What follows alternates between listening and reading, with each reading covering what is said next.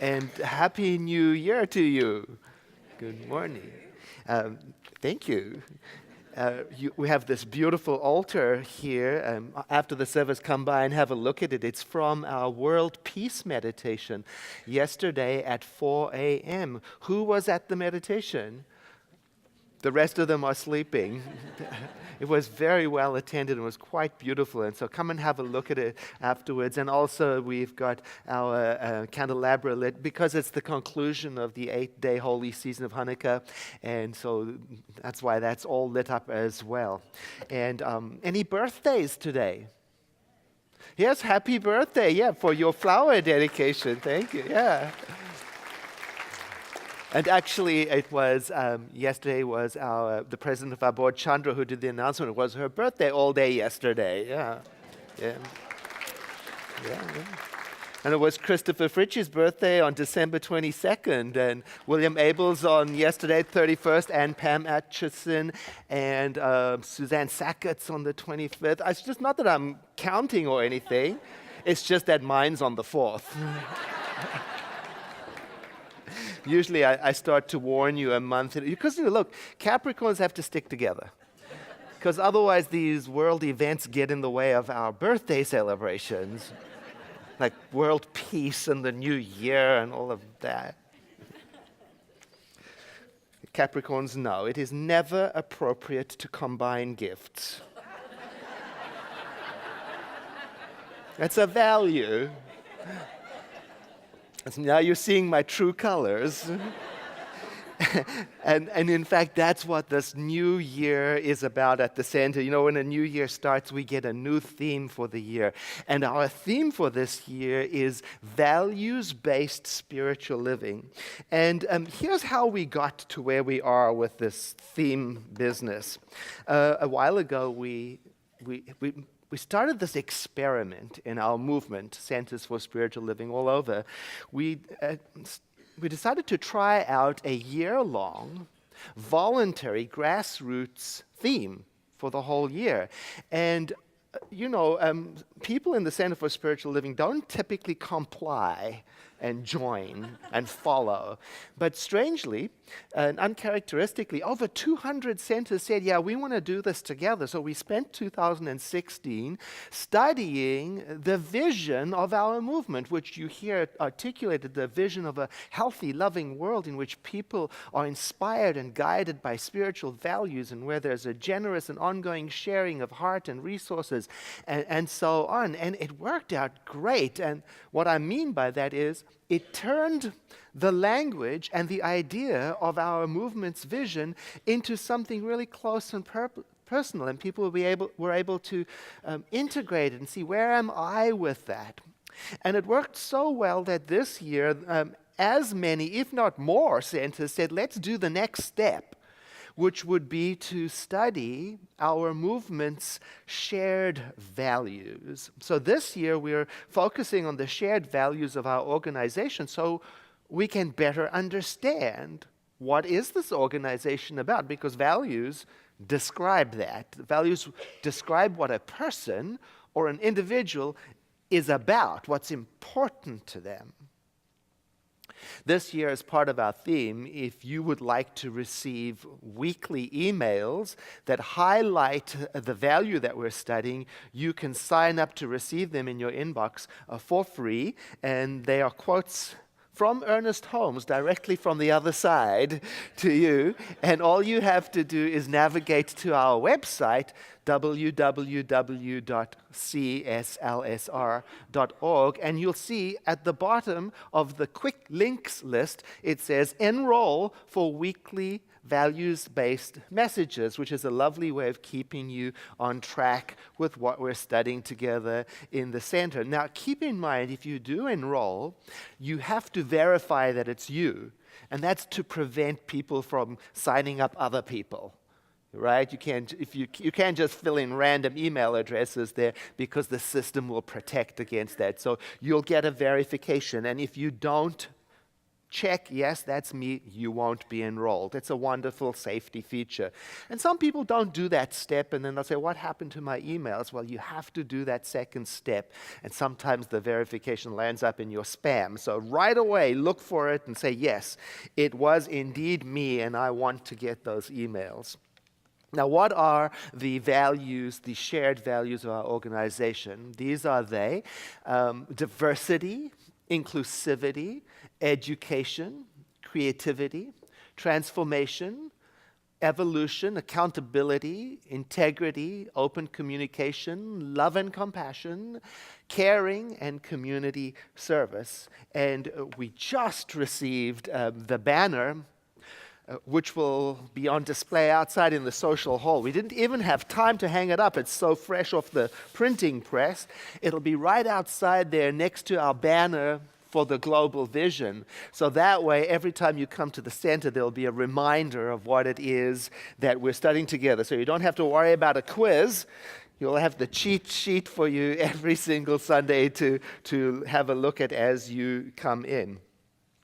Now, these values may not be your personal values. Nevertheless, as we look at any list of values together, we can start to assess if any of them are for me. And it also gives us an opportunity to really understand this place that many of you think of as your spiritual home.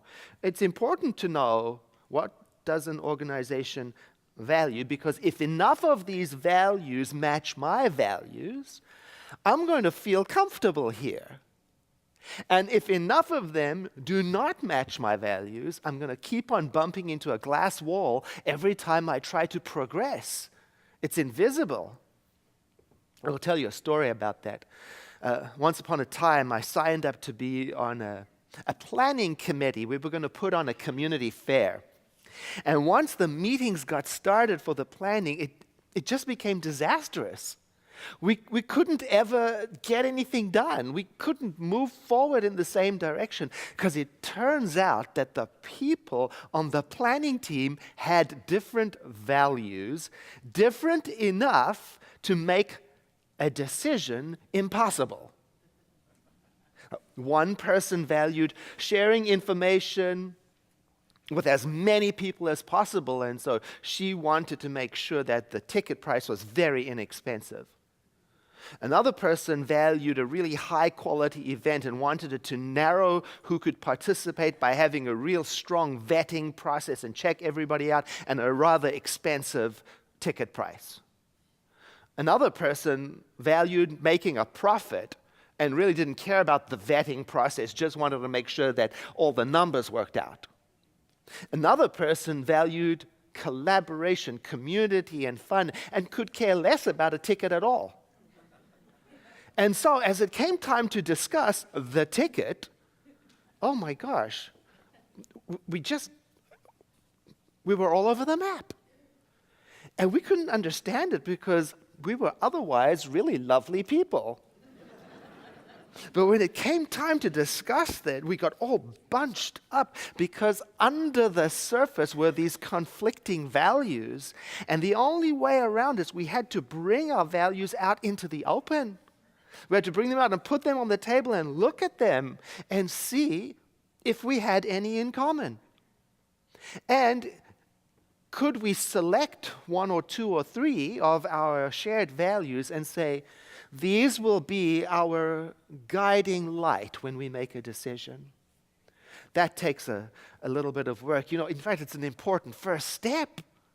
What are our shared values so that we can move? It makes me think of dating. Some of you have dated. Right? How it is in the beginning that everything is awesome, right? Because I'm not going to notice anything. Because love is blind, right? It has to be.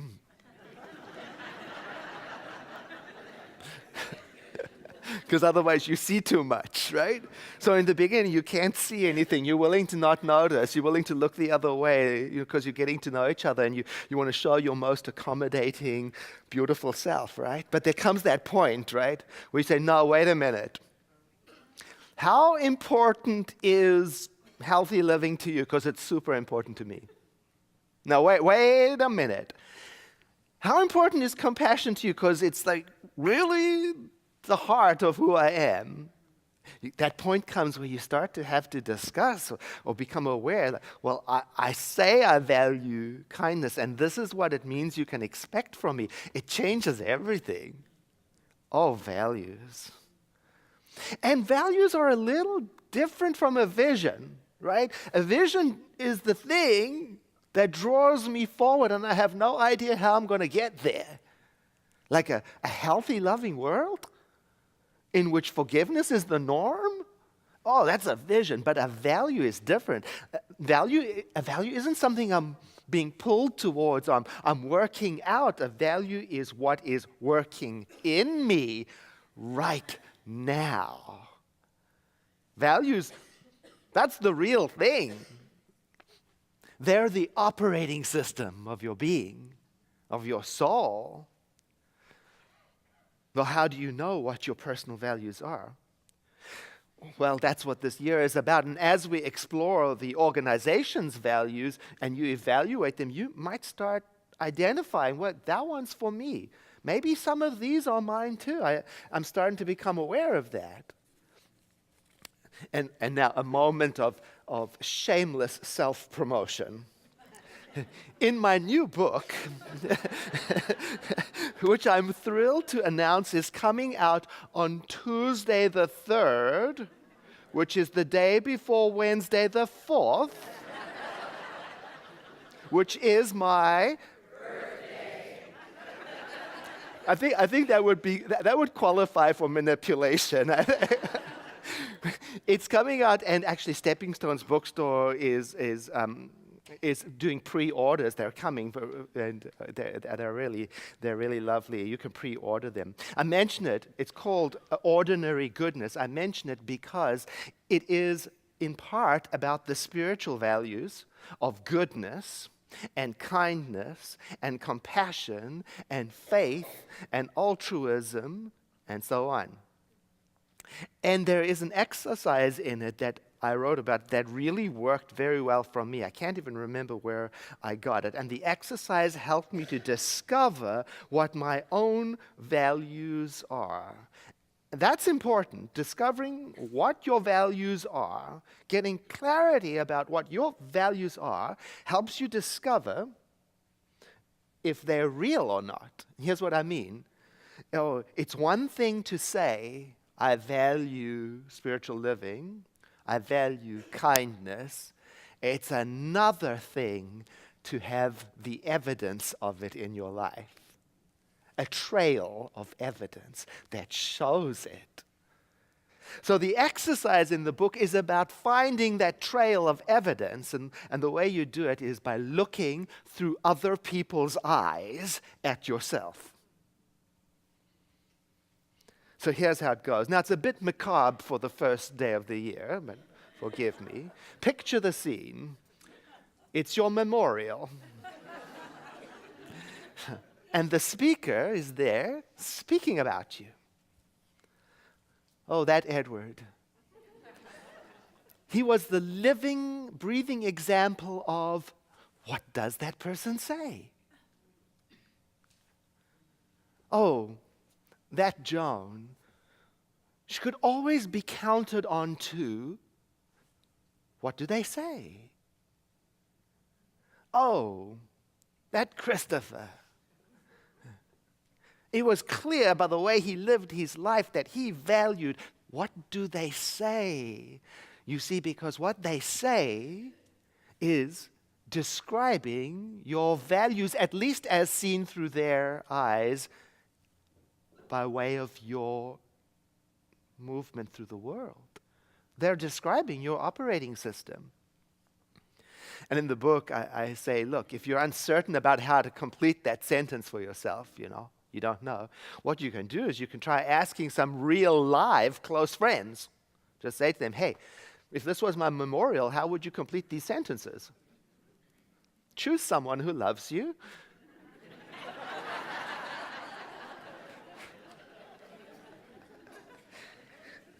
And even if they do love you, how they respond may not always match what you think you're portraying in the world, but it gives you an opportunity to understand how you are showing up in the world and how it gives the evidence trail of what you stand for. Oh, these are the questions for this year. What do I stand for? How do I show up? What is the filter through which I look when making my decisions and handling this world? You know, in the great Indian epic poem, the Ramayana, there is a hero, Rama, and there is a villain, Ravana. The thing is, they have so much in common that they're almost the same person. They're both learned, they're both noble, they're both handsome, they're both intelligent, they're both talented, they're both passionate, and on it goes. Their qualities are the same, but one is a god, and the other is a villain. Someone might ask, how is it so? What makes it so? And one author wrote, the answer is the object of their gaze, their values, what fascinates them, what they consider to be important. Their values are what make the difference, the filter through which they see the world making their decisions. You see in the story, one values control, and the other one values collaboration. One values being served, and the other one values serving. One values agreement, the other one values compliance. And so these different values are what shape them, causing one of them to be a garden, evolve upward into his highest self, and the other to descend into his lowest self. It's really the story of humankind, isn't it? So the question is, which values influence your behavior? Because when we become aware of our values and also then live faithfully in accordance with them, that's when we begin to reveal our true colors, our authentic self. The tricky part is this. The fact of it is that we are already living faithfully to something. It's just that we may not have given it some conscious thought. And few people actually take the time to think, what are my values? And so what results is they can have the tendency to live their life according to the values of the society that they're in. And in our teaching, we call that the group mind, or the consciousness of the human race. And the consciousness of the human race is characterized by the average thought, not the highest thought, the dominant thought of society. And the thing about the dominant thought of society is that it doesn't necessarily match what's important to the individual. I'll explain what I mean. In the class Self-Mastery that I'll be teaching this January, it's based on the 4 agreements of Don Miguel Ruiz.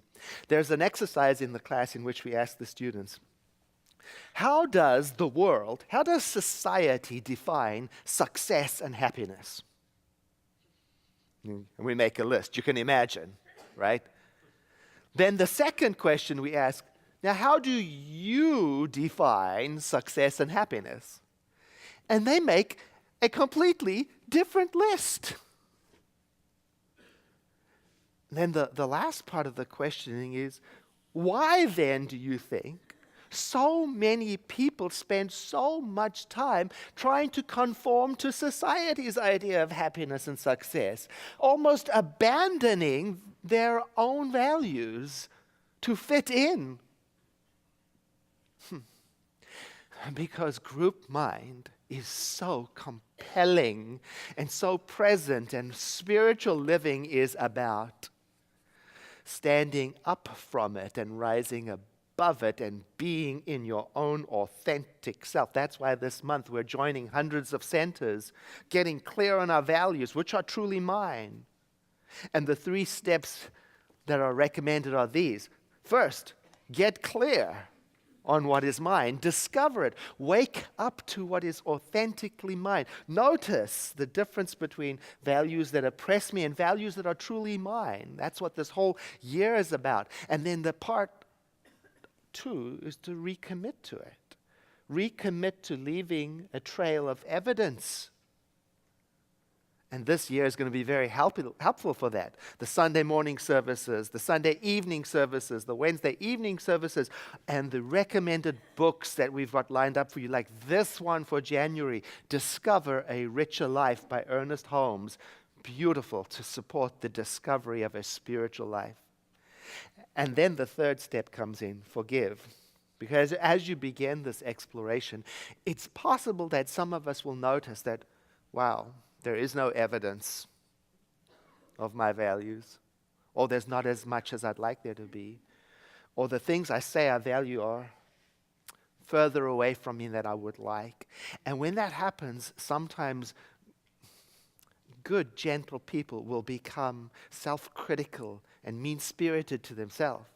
And it's important to interrupt that harsh self-talk and replace it with something more forgiving.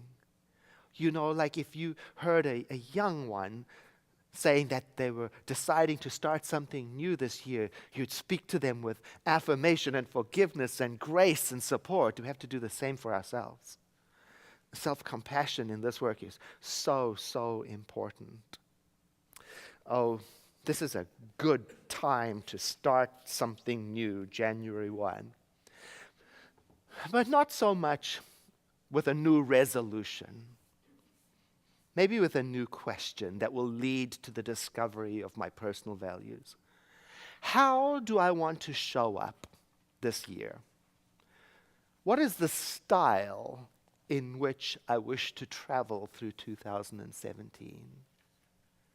That's a worthy consideration. And not only for today, this whole year, we're going to be thinking about it.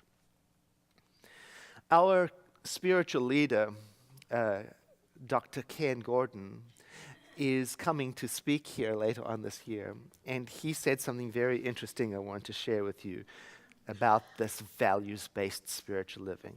He said this: remember, you have absolutely nothing better to do than become yourself. Isn't that something? Let us take a breath in together. And sighing, let our eyes close as we enter into a moment of prayer, in which we take the time, each one of us, to acknowledge our source, that creative power from which we come, the all-powerful, to which there is no opposite, the everywhere present,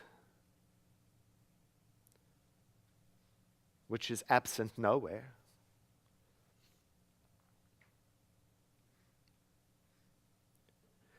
The eternally active creative power, never, ever, ever pausing.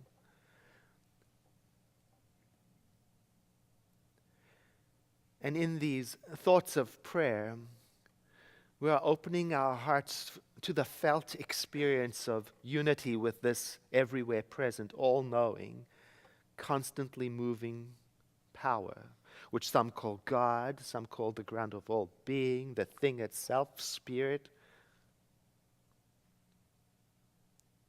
And even though it is endlessly creating, we sense that at the heart it remains still, silent, in the same state it was in the beginning, is now, and ever shall be. It is both the potential for all things and the source of all things, and the permanence of all things. And through this prayer, we are identifying with it, and through it with each other. In this felt stillness, then, a new beginning has started. In the peace, we have opened the doorway for our inquiry.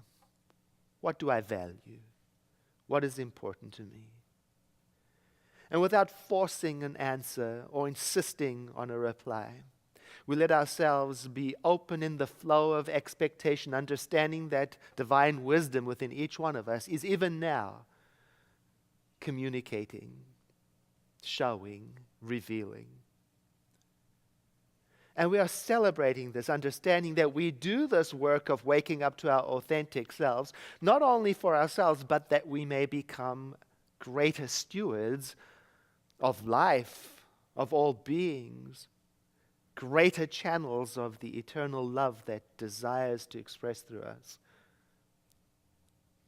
to contribute to the world in a more beautiful way. And so we release this word of prayer with the understanding that we are responded to because we are seamlessly integrated with spiritual law. There is no begging, no forcing, no wishing. We have already done the work by praying together.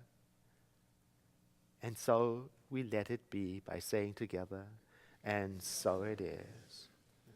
I invite you to take a deep breath in with me and to sigh.